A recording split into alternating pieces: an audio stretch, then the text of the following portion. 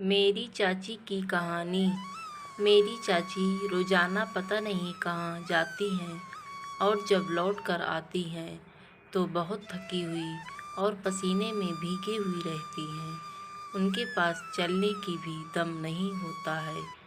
वह बस आते ही पंखे के नीचे खड़ी हो जाती हैं और पानी पीती हैं, फिर नहाने के लिए चली जाती हैं। जी हाँ दोस्तों, मेरा नाम सौरभ है और मैं अपने चाचा और चाची के यहाँ रहता हूँ क्योंकि उनकी कोई भी औलाद नहीं है। इसीलिए मेरे माता पिता ने मुझे इन दोनों की देखभाल के लिए मुझे यहाँ पर छोड़ दिया और मैं यहाँ रहता हूँ और घर का सारा काम कर दिया करता हूँ। चाचा सुबह ऑफिस चले जाते हैं और घर का जितना भी काम होता है, सामान लाना, सब्जी लाना, वह सब काम मैं कर देता हूँ, जिससे चाचा और चाची को बड़ा आराम होता है। मेरे चाचा और चाची की शादी के 10 साल हो गए हैं, लेकिन फिर भी उनके कोई बच्चा नहीं हुआ।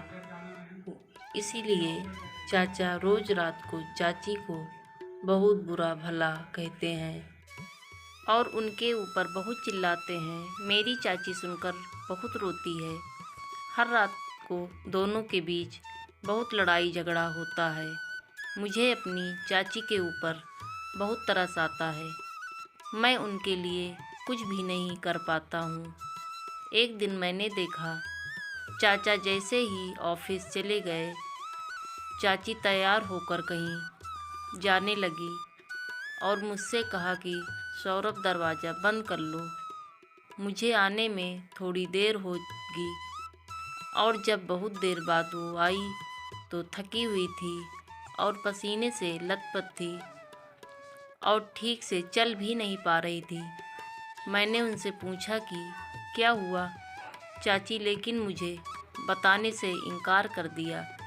वह अपने कमरे में चली गई। एक दिन होता तो ठीक था, लेकिन यह कहानी तो हर दिन की हो गई थी। चाचा के जाते ही चाची चली जाती थी। मैंने उनका पीछा करने की कोशिश की तो मैंने देखा कि वह एक बड़ी सी हवेली में जाती थी।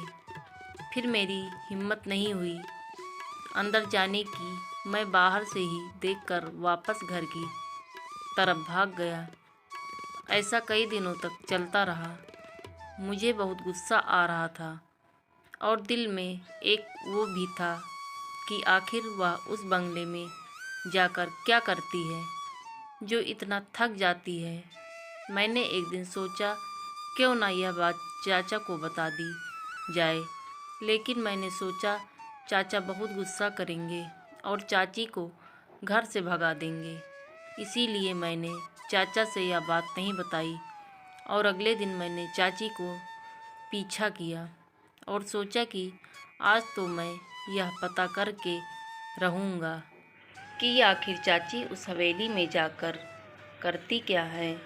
फिर मैंने उनका पीछा करते करते वहाँ पहुँच गया। वह अंदर गई और अंदर से दरवाज़ा बंद कर लिया। फिर मैं उस हवेली के पीछे गया और वहाँ पर खिड़की से अंदर देखा तो मेरे होश उड़ गए। अंदर तो एक तांत्रिक बैठा था। उसके सामने चाची बैठी थी और वह चाची को कोड़ा से मार रहा था और कह रहा था कि इससे मार खाने से ही तुम जल्दी से माँ बन जाओगी और जितने भी पैसे लाई हो सब मुझे दान कर दो। उनकी यह सब बातें सुनकर मैं तुरंत ही अपने माता पिता के घर गया और यह सब बातें बताई।